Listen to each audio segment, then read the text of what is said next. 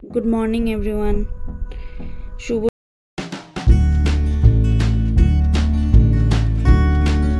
সকাল। সবাই কেমন আছেন? আমার নতুন ব্লগে সবাইকে ওয়েলকাম।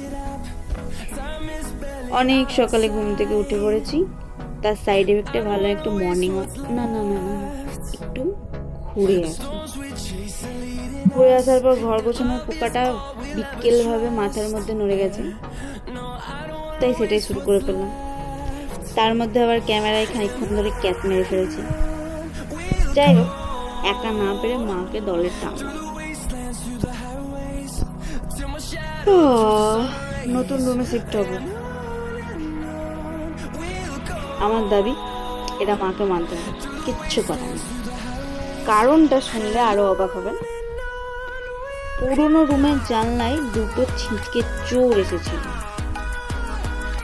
না, যদি ভাবছেন চোরগুলোর ভয়ে, সেটা নয়, এটার ভয়ে যে চোরগুলোকে যদি আমি কিছু করে ফেলি। তাই হোক, বুঝলেন? দাঁড়ান মশাই, হাঁপিয়ে গেছি, সত্যি বলছি। ঠিক আছে, কাজটা সেরে নিই, তারপরে বলছি। এই যে দেখছেন, মা দড়ি টানছে। আমি ভাবছি মা এই দড়িটাকে কি করবে। খানিকক্ষণ ধরে গোছানোর পরে সেই আমার বুদ্ধিতেই আবার নতুনভাবে আমার মতন করেই দড়িটাকে সাজাতে হবে। ঠিক আছে, মা দাঁড়িয়ে দাঁড়িয়ে দেখছে, ভাবছি কি করবো। তারপর আমার সঙ্গে হাত লাগালো খানিকক্ষণ।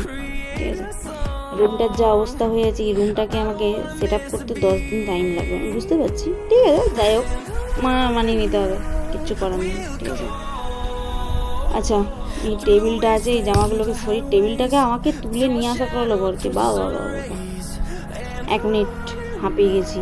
দুধটা গরম করতে দিয়ে একটু জল খেতে হবে। ঠিক আছে, জলটা খেয়ে নিই, তারপর বলছি।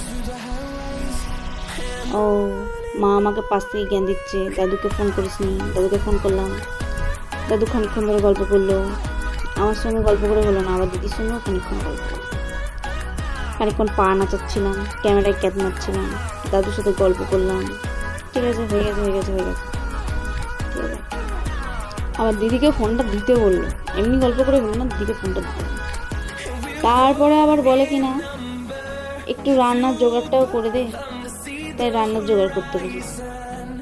ঢ্যাঁড়স কাটবো, এখন আগে ঢ্যাঁড়সটা কেটে উদ্ধার করি। ঠিক আছে, আমি জানতাম না ঢ্যাঁড়স আগে ধুয়ে নিতে হয়, তারপরে কাটতে হয়। ঠিক আছে, যাই হোক, হয়ে গেছে।